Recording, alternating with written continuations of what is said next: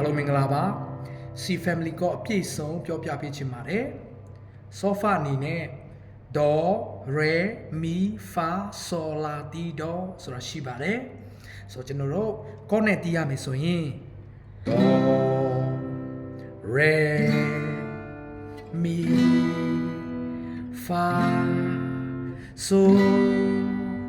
la ti do ပြန်နောက်ကနေပြန်ဆိုရအောင် do ti la sol fa mi re do C family ကိုအပြည့်စုံဖြစ်ပါတယ်ကြည့်ရှုပေးသူအားလုံးကျေးဇူးတင်ပါတယ်အားလုံးစင်ပြေကြပါစေနော်အားလုံးဖျားကောင်းကြည့်ပေးပါစေ